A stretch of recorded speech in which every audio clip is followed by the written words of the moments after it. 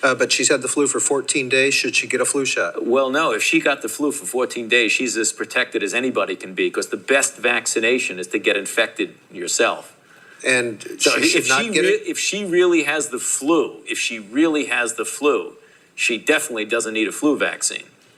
If she really has the flu. She should not get it again? No, she doesn't need it, because it's the most potent vaccination is getting infected yourself. This is an ongoing question, and we've had ever-evolving opinions from you, Dr. Fauci. Currently, antibody surveys show that 80% of children, approximately 80% of children, have had COVID, and yet there are no guidelines coming from you or anybody in the government to take into account their naturally acquired immunity. You seemed quite certain of yourself in 2004, but in 2022, there's a lot less certainty. One of the things that we also know after looking at this for 2 to 3 years is that the mortality from COVID is very similar, if not less, than influenza. So when we look at this, we wonder, why you seem to really embrace basic immunology back in 2004 and why you seem to reject it now. Well, I don't reject basic immunology, Senator. And I have never denied that there is importance of the protection following infection. However, as we have said many times, and as has been validated by the authorization by the FDA through their committee and the recommendation by the CDC through their committee, that a vaccination following infection gives an added extra boost. And that film that you showed is really taken out of context. I believe that was when someone called in who had had a reaction to a vaccine and asked me through a telephone in the interview if they should get vaccinated again. So it was in the context of someone who had a reaction.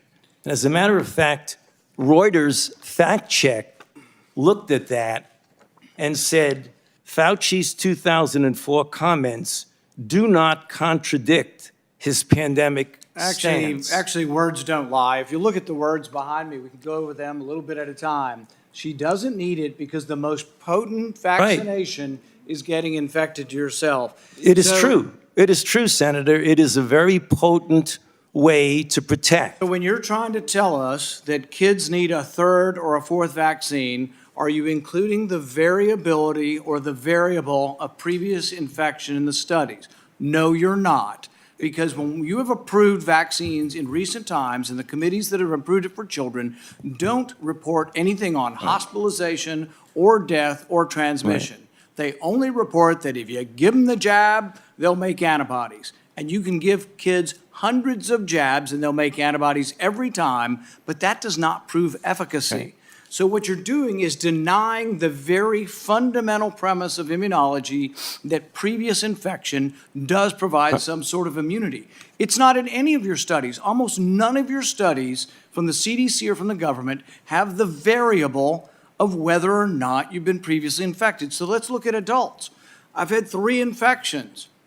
Should I get a 4th one? If you're going to measure whether I get a 4th one, you need a category that has a 4th one in it, and you need one that has nothing in it, no vaccine or the 4th vaccine. But you also need to know whether they've been infected. If you ignore whether they've been infected, you're ignoring a vaccine, basically, so you're ignoring a variable. So what you're giving us is you decry, and people decry vaccine hesitancy. It's coming from the gobbledygook that you give us. You're not paying attention to the science. The very basic science is that previous infection provides a level of immunity. If you ignore that in your studies, if you don't present that in your committees, you're not being truthful or honest with us.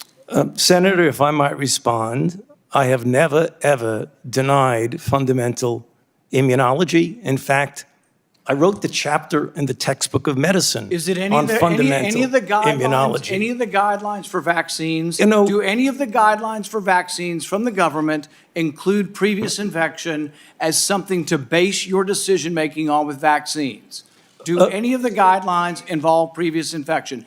That's why you're ignoring previous infection, because it doesn't involve any of the guidelines. And furthermore, We've been asking you, and you refuse to answer, whether anybody on the vaccine committees gets royalties from the pharmaceutical companies. I asked you last time, and what was your response? We don't have to tell you. Right. We've demanded them through Freedom of Information Act, and what have you said? We're not going to tell you. But I tell you this, when we get in charge, we're going to change the rules, and you will have to divulge where you get your royalties from what companies, and if anybody on the committee has a conflict of interest, we're going to learn about it. I promise you that.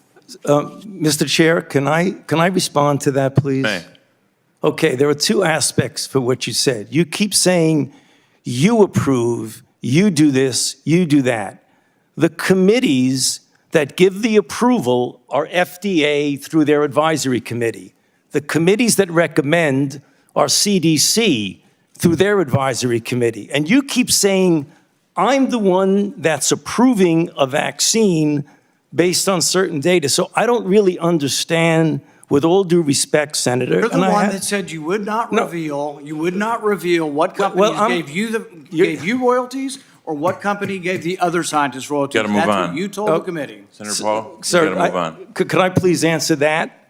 Briefly, You yes. keep asking committees, they're not my committees. They're the VRPAC committee for the FDA and the ACIP for the CDC. So I don't have any idea what goes on And they with won't the... reveal, as well as you won't reveal Okay, what we're companies gonna you got. move on. We're over time. Senator Paul, you're over. Everyone is over a little bit. I just want to make sure we keep on time here. For the record, I know Chair Murray and previous chairs of this committee of both parties have found videos to be out of order, and I will note for the record the video is out of order. We'll move to Senator Smith. Thank you, Mr.